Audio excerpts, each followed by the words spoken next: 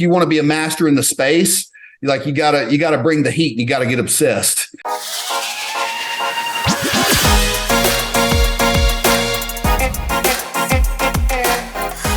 Hello and welcome to episode 156 of the Smart Agents Podcast. As always, my name is Michael Walter and I'll be your host.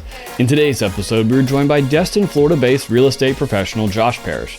After several years in sales and personal training, Josh got his license and began his real estate career. Under the guidance of one of the area's top brokers, Josh learned the ropes and has sold more than $35 million in real estate in the last 4 years. Throughout our conversation, Josh shares how he built his book of business by meticulously preparing for cold calls, building a lead list to last a decade, and how he began focusing on building his personal brand. But before we get on to today's featured interview, make sure to subscribe to the Smart Agents Podcast. You can find the show on all major podcasting platforms such as Apple Podcasts, Google Podcasts, Spotify, and now Amazon Music. Also, if you or someone else on your team has an incredible story or real estate tips to share with our community, send us a message at feedback@smartagents.com. We're always on the lookout for new stories to share. All right, let's get on to today's featured interview with Josh Parish. In addition to real estate, Josh has also launched his coaching business that combines his knowledge gained from both sales and personal training to help transform every aspect of your life. I've included a link to Josh's Instagram profile in the episode description. Just to start everything out, if you could, just introduce yourself to us a little bit, who you are and where you're at. I'm Josh Parish here in the Panhandle, Destin, Florida, beautiful Emerald Coast. And I've been selling real estate for nearly 4 years now. Awesome. Yeah, Destin is a beautiful part of the, not only the country, but definitely the state of Florida. Oh, absolutely. It's a little hot here right now, but man, the water was beautiful today, and it's typically beautiful. Sometimes we get some seaweed, but besides that, it's usually what dreams are made of, for sure. Yeah, absolutely. Tell me what it was that got you interested in real estate to begin with. Well, I kind of missed the boat. When I was 19, I had a mentor that he was a developer, and he's like, Josh, you should get your real estate license. And I failed the Florida test twice by 1 point. And I was just like, you know what? Forget it. And so it was another, 14 years or so. Yep. 30. I was 12, 13-ish years. It was definitely well over a decade. Got my license in Kansas City. Didn't sell a house at all. But even though, Kansas City is a great area, I just wasn't really feeling the space just because, well, the price points are a little bit lower than here at the beach. And I didn't want to stay in the Midwest forever. So I was like, well, real estate's a long-term thing. So might as well start where I'm going to end, or at least stay for a while. So yeah, just didn't job in Kansas City, moved back here to the beach. And it was 6 months or so before I actually got started in real estate. But I had the opportunity because I've been a personal trainer and massage therapist for the last, since I was 20 or so. And had the opportunity to start with the absolute juggernaut in the area. Not going to drop names or anything, but she's a Hall of Fame salesperson. And I got to drink from the fire hose of wisdom, and it was extremely intense. But I'm an intense person as well, because even though, I've been in, fitness and massage therapy, I've been a salesperson my entire life. So she thought that I had the juice, and we're definitely high D's on that disc test. And we jobbed there for about a year. So I not only learned the language of real estate, because I guess so many realtors fail because it's just so wide ranging of how you can run your business. And, not only did I get to learn the basics, I got to learn the upper echelon language of, the top of the top. We're talking like this. And, I get my motor gets going. The bigger the deal, I'm honed in. When the pressure's on, I'm in it. So, yeah, I mean, I took away a lot of wisdom from that year mentorship. I was selling in that time, but yeah, I definitely say it was a mentorship. And I was very blessed for being there, but I definitely paid dearly. That's for sure. Yeah, absolutely. Well, I mean, when you were getting started out and looking for that right person to kind of connect with, was that what you were looking for? Was that really, kind of hardcore mentor that was going to give you that, that crash course on everything right out of the gate? Yeah, absolutely. Anytime I do something, I look for a mentor in the space that can handle me, because I've had a hundred plus sales jobs for sure. Been fired from most of them, or I quit. But always took a nugget of wisdom, and it takes a special person to be my mentor. And when I approached this woman to be my mentor, oh, she scares the hell out of a lot of people, and I jive with powerful women. And the secret to getting a mentor is you find out what they need. You don't ask them what they need. You find out, what's missing in their day to day, and then you fulfill it. Right. So, she definitely just needed help in her everyday life and needed help, opening doors and stuff like that. And just, I could hang, man. So I definitely blended in quite well. And yeah, it's just, it was pretty sweet. Awesome. And then so from going on from there, how did the real estate career kind of take off after that year of mentorship? I got a coach, and even though we weren't working together still with that mentor, I moved on to another coach and whatnot. Not necessarily in the real estate space, but I learned how to generate real estate leads, and it was all cold call based. Like, that was the majority of her business. But I mean, she's a heck of a marketer. But if you don't have any money and you have time, you got to hit the phones. And the generic scripts that a lot of brokerages are going to give you, I never used them. And I've had a lot of like cold call sales jobs, but the informed real estate sales call, if you talk about the money first, that gets people's attention. And if you study the neighborhood, if you study what they've done and what they own on the county records, because I call up a person around here, they own $1 million house, $5 million house. That commission could be, what the majority of the United States' year's salary is. So it's worth it to take the time to study that individual. And then, the better that you get, you can see like years that they bought, what they bought it for, and what things are, you've internalized what things are selling for now. So it's like, okay, well, if this person could make $1 million or $2 million, they need to know about it. Mm-hmm. So my script was super simple, and just started out the call, like ring, ring. And they're like, hello. And I'm like, John, because you always you say the first name, you say Mr. Wilson. They're like, oh, no, because you get called Mr. and then it's automatic salesperson. So you call them up like an old friend. And then, I was like, Destin's in one of the hottest sellers market we've ever seen. You own on 123 Street. You ever thought about selling that thing? Because it looks like you could make about $1 million.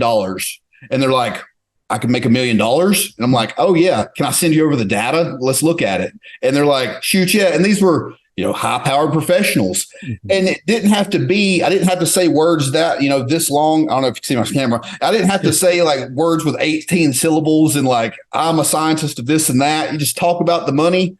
And even though I was polished in my presentation, it was just very, very simplistic and fast. And because I appreciated their time, I respected their time, and just got straight to the point. And if people know that you know what you're talking about, they'll talk to you. And especially if you're talking about money. Right. Absolutely. So yeah. when you were, kind of gathering these leads and that information, what was kind of your process for doing that? Because obviously that informed call, I feel like that's the way to go, is you have all the information right out of the gate. It's not one of those, let me make the phone call, but then I have to say, oh, well, let me get back to you on that. You want to have all that information right then and there. So what was your process for having all that information for your initial call? Well, for the most part, I'll answer, it's pinged in my head. If you don't know an answer, it's better to just say, that's a great question. Let me look that up and I'll get back to you because I'd like to know that. Or you say, I've got John, he's an attorney down the road. I can just call him up and I'll get that answer for you. But you don't want to blow smoke per se. But I created a standard operating procedure. I filmed it on Zoom and I created folders and whatnot. So I taught this process to Filipinos, and my database has 9,000 reports in it, right? And I haven't touched 8,000 of them. So, but create these standard operating procedures. And I would go in to the neighborhood in the MLS and I would run the CMAs for multiple years. Right. And then I would see, what the increases over the years were in terms of percentages. And I would just be really, really knowledgeable about the hyper local market and the neighborhood. I would call up HOAs. I would, call up people that may have just bought and talk to them about their experience and why they bought, and like, hey, well, John that bought this right over here, he said this. What was your experience buying 5 years ago? So they're like, oh, he's in the neighborhood. So I would just come in on all sides and these people were just like, oh Lord, but I wouldn't be so precise with my language that I scared them. Cause if you seem like a stalker, then they definitely don't want to talk to you.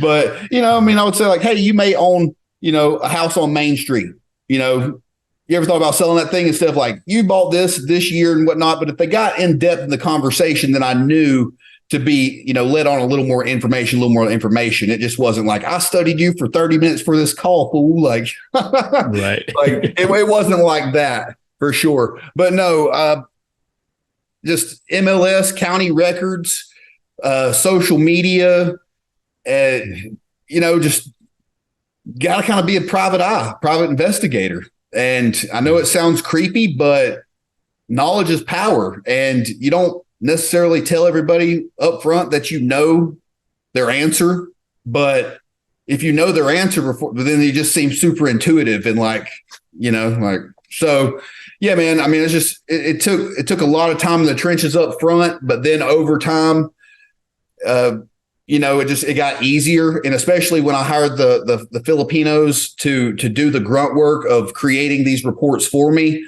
then my CRM is super easy. It's a one-page layout. And then I could just, hit the phone number, dial it in my phone. And then I would see like years sold, how much it was. This is their first name. This is their spouse's name. This is the other houses and neighborhoods that they own in. This is their job. So I would know all this stuff and I could just scan it in like multiple seconds. And then if they actually picked up, then I went into like, predator mode. So yeah, but I spent so many hours doing this. But at the end of the day, like if you want to be a master in the space, like you gotta bring the heat and you gotta get obsessed. And you can't, there was a lot of deals that I missed out on just because I was new in the space, but everybody in the neighborhood knew my name by the end of the week for sure. Cause I would call different neighborhoods and whatnot. And like that, I didn't sell near as much as I should have because I was more obsessed with perfecting my lead generation system and getting the data. That's what I honed in on because I was thinking that I was going to go in the lead gen space instead of, because I like to sell homes. I'm more of a listing agent than a buyer's agent. And I know that most realtors fail because they don't get to pitch enough. They don't have the opportunities to sell, right? They don't know how to do it. So I was going to do that. And then I'm just like, man, like I didn't do that. But yeah, probably 2021, I generated about $150 million worth of listing opportunity, closed about 15 of it. And, I was working hard, but I just wasn't super interested. I wasn't necessarily interested as much as I should be on the conversion and the actual making of the money. I was making pretty good. And like, I'm building this mecca of a system to like go in the next chapter. And that's my toxic trait, man. I'm always trying to build some mecca of a system or something. So, well, and it's one of those things, if you do it long enough, like all those people and all those leads, that's a whole database for years and years to come that you can, oh, dude, I could run a team of 10 right now out of my database and we wouldn't touch it for a decade. Like it was just, after a while, I was like, what am I doing? Like, it's just, I've got this, this storehouse of information that I'll never do anything with.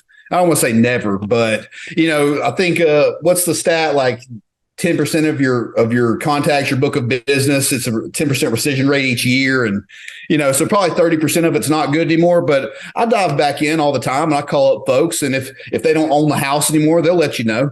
So then you just go back in and you just update it and, make a new lead or something. So it's it's super simple. Like it's so simple. It's dumb.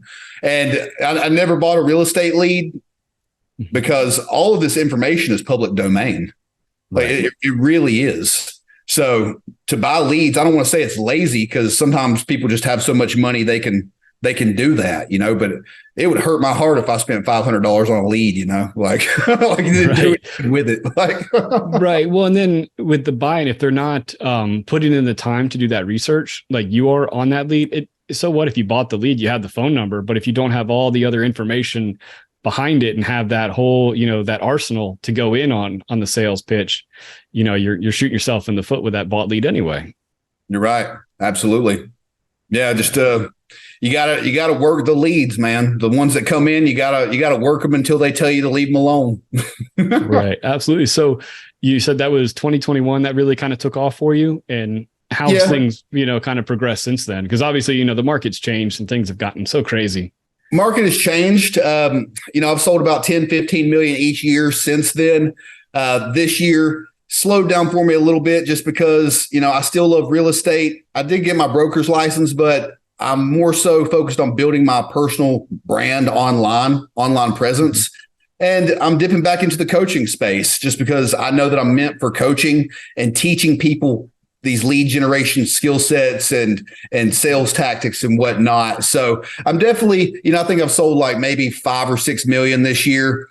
And, it's like I have the ability to generate a lot of momentum very quickly. So, but right now I know that online presence, the video, and, just how you put yourself out there, being on podcast, man, it lives on the internet 24/7 a day. And, not that I was getting necessarily tired of calling, but I was only as good as my last call.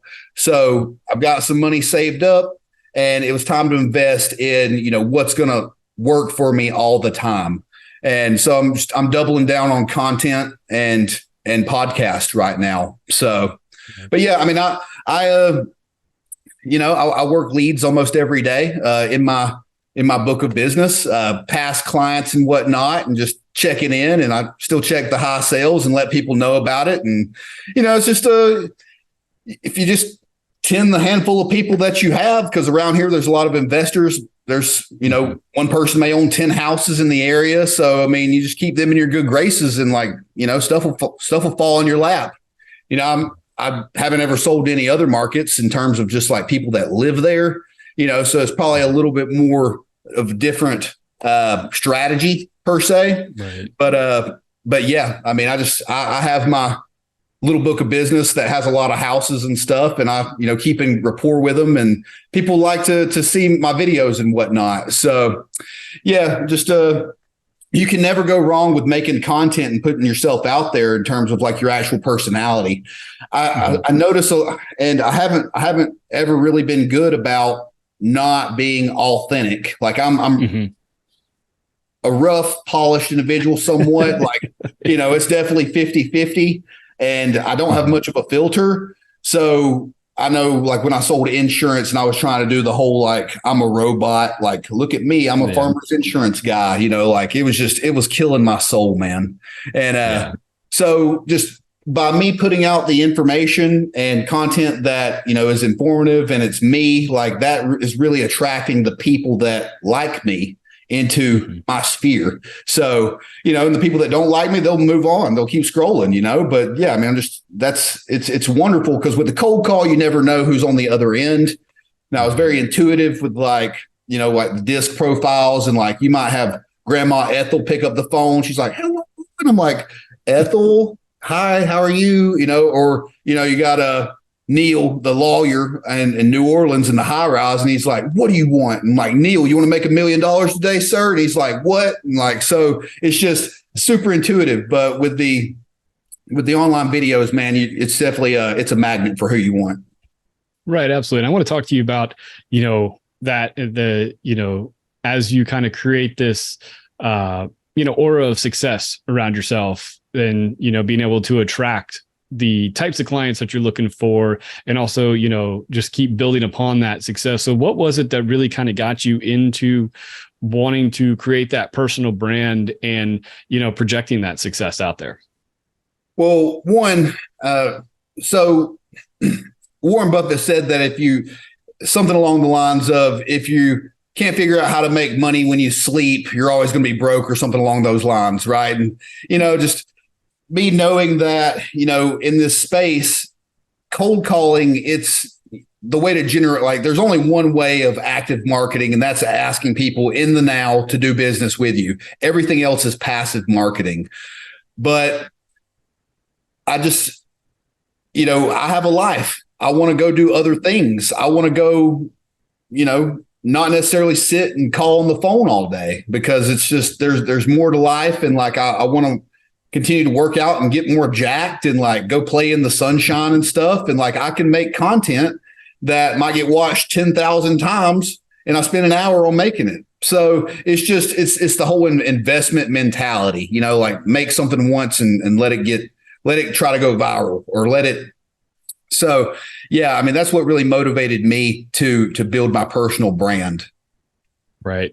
And so when your videos, obviously, you have the real estate stuff on there, but then you also have more, the success and the fitness and all that. So you really are. I really like that. You get to see a glimpse of who you really are through your videos. Absolutely. And the more authentic that you can put yourself out there, the more people are going to trust that you're actually, you're saying what you mean.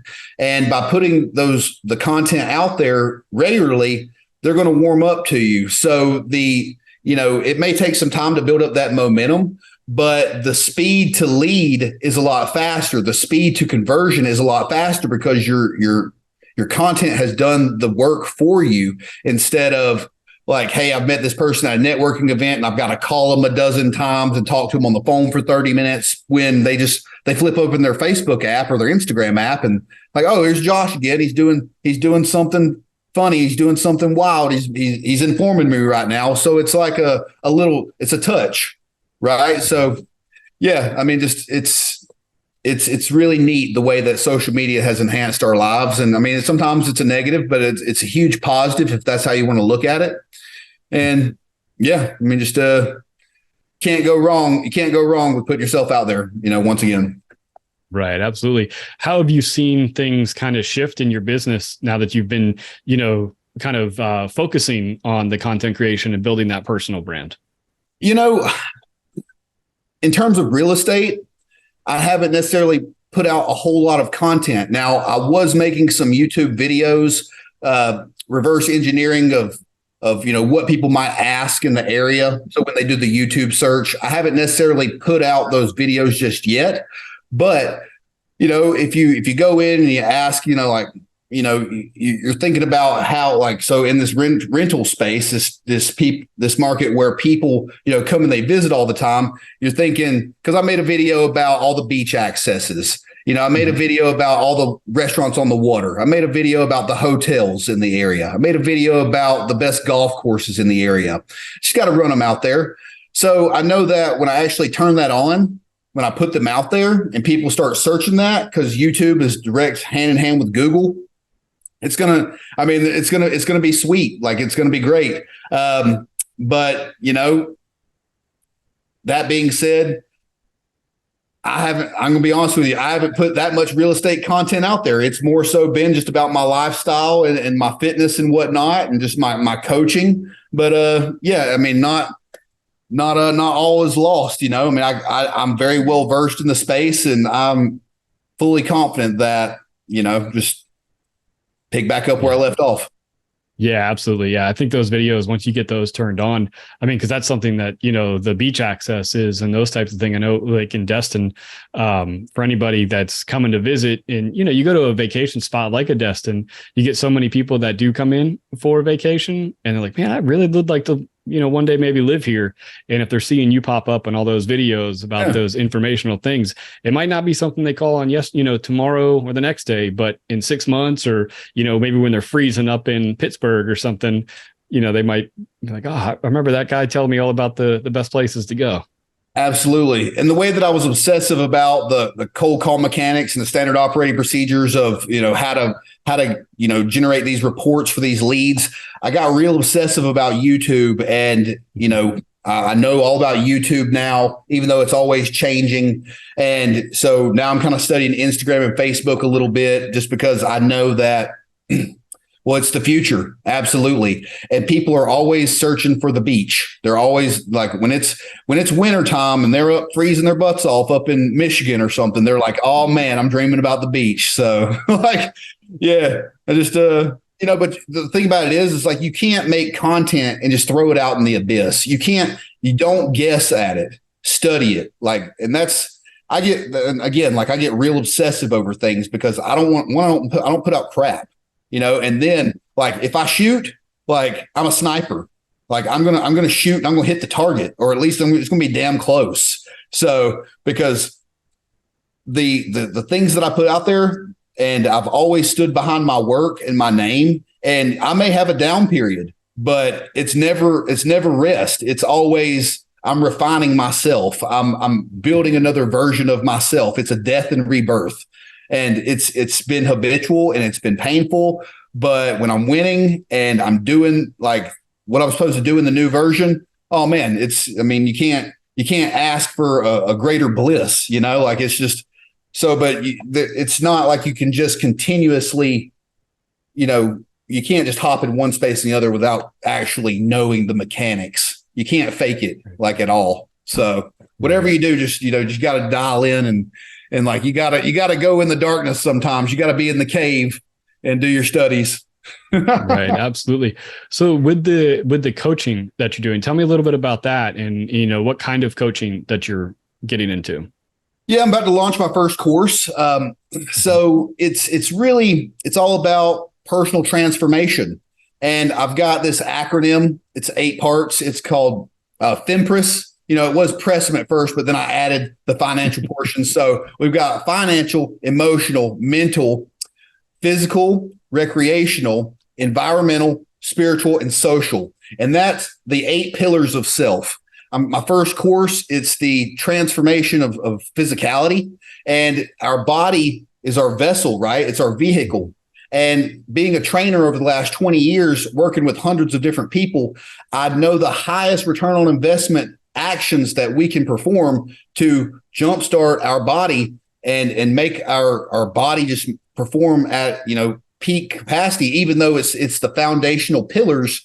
It's those handful of action items like increasing your posture, cleaning out your intestinal tract cleanliness, mobility, balance training, calculating, like actually, having a meal plan, and then just the mindset of how can I win in this moment, always looking for the win in the moment and being like a ninja in that space. So there's a couple of more pillars in that foundational physicality, course. But yeah, man, it's not like going, and nothing against CrossFit, but these things, they're action items that you're supposed to do day in and day out and model your life after.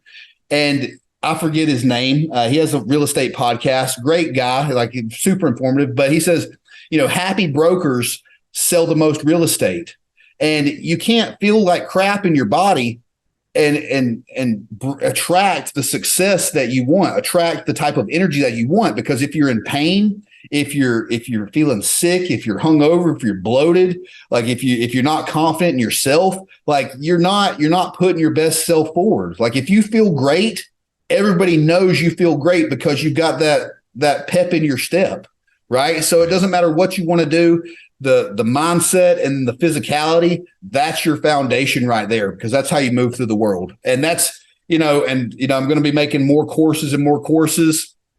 I do a little bit of sales coaching my buddy Elvis out in Texas. He's got a team. They do wholesaling. I coach their callers, on mechanics of the cold call and whatnot. So I'm definitely doing some sales coaching as well. But yeah, the whole physicality thing, like you just can't get around it. You got to attack it if you really want to do what you want to do and do it well. Right. Absolutely. I like what you said there about, finding the little victories in everything you do, because I think that keeps you in that, that success mindset, in that positive mindset. That if you do, kind of hone in on the successes and the wins of the day, that's going to keep that momentum moving. Yeah. I mean, if you count the little wins, it's all about momentum, right? So your brain, I mean, yes, like you get a $10 million listing, it's like, oh yes, but like a win is a win, right? So if you go out and you go for that 10-minute walk in the sunshine and you drink your glass of water and you stretch a little bit and like you get 7 hours of sleep in the night and like you're just like, I am winning right now. And you eat a good meal, you tell your family you love them, like you write a handwritten note to someone thanking them, you give gratitude. Like, dude, these little things, it creates so much momentum in your life, and then you are a winner then, and that's what it's all about. Yeah, absolutely. It's funny. I think, for me, I have my son, he'll be 9 in a couple of weeks. And I feel like that's something that you can see happen in kids so easily. Like that whole idea, the building their confidence in themselves, they're, finding those small victories. He's a baseball player and he's kind of he's transitioning into a new, more higher end baseball. And he has been killing it in his workouts these past couple of weeks. And nice. I talked to him when we leave. And I was like, what's going on, man? You look stronger. You're throwing the ball harder. He goes, I'm just more confident. I felt like I did really well last time, so I know I can do it now. And so, it's really, you can see all those those principles really well in kids. Yeah. I played baseball for about 15 years from 5 to 20. And I went to a lot of baseball camps, had a lot of great baseball mentors, and it taught me a lot about life. And, I mean, baseball, you never see the same thing twice, or at least, something new can happen on the baseball field every game. Right. So, I mean, you'll see a lot of things twice, but there's stuff that doesn't occur always can happen.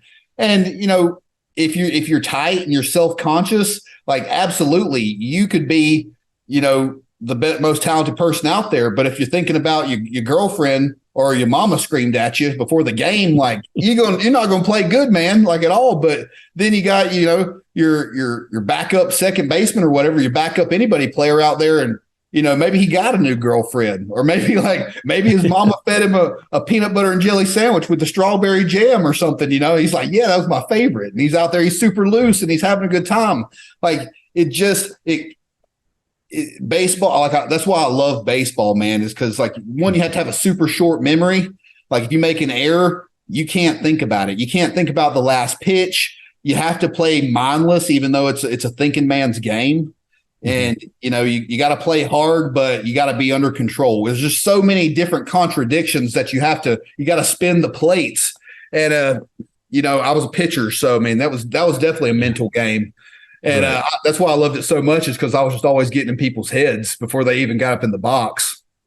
And but yeah, man, I mean, just like with your son, man, just those little drills and whatnot where they build the confidence, and just you always want to go into a game feeling good. So that's cool that y'all are you're a good dad for doing that, taking them to games and stuff. Well, and I think those principles, they carry through so well into the sales and the entrepreneurial, careers and, lives, because you do have to find the small victories and things and be able to, if maybe that cold call that you had, maybe, you slipped up, said something and blew it. Well, you know what? You're going to be calling somebody else here in a few minutes. You can forget about that one.